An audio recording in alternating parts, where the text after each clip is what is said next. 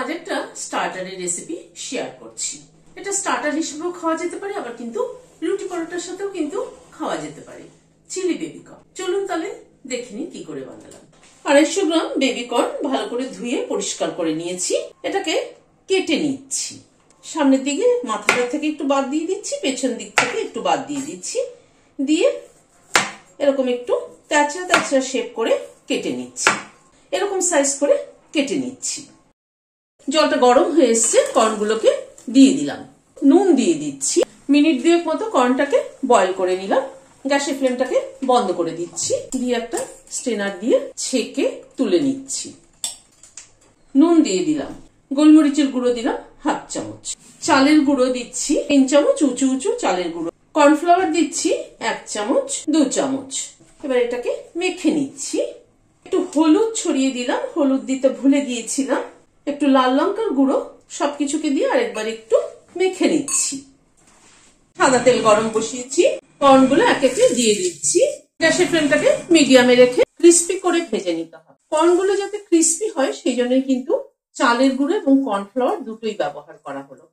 কর্নগুলোকে ভেজে নিলাম, তুলে নিচ্ছি। এবার তেলটা একটু কমিয়ে নিচ্ছি, এতটা তেল লাগবে না। 8-10 কোয়া মতো রসুন কুচি করে নিয়েছি, সেটা প্রথমে দিয়ে দিলাম। হালকা করে ভেজে নিচ্ছি। প্রথমে রসুনটা দিলে রসুনের ফ্লেভারটা স্ট্রং হয়, তাতে কিন্তু খেতে বেশি ভালো লাগে। 1 ইঞ্চি মতো একটা আদা কুচি কুচি করে নিয়েছি, সেটা দিয়ে দিলাম।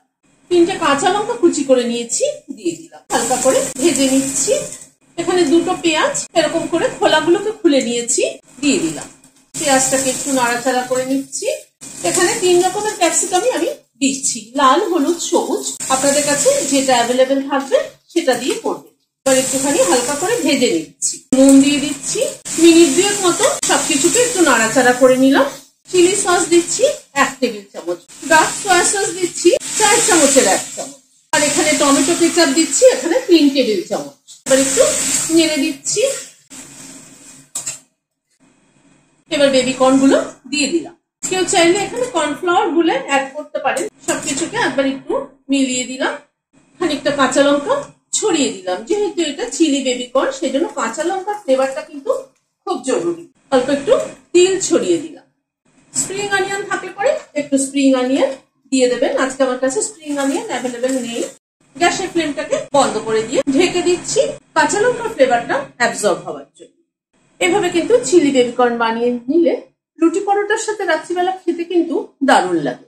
ভিডিওটা যদি ভালো লেগে থাকে তাহলে লাইক এবং সাবস্ক্রাইব করার অনুরোধ রইল। আজ তাহলে এখানে শেষ করছি। নমস্কার।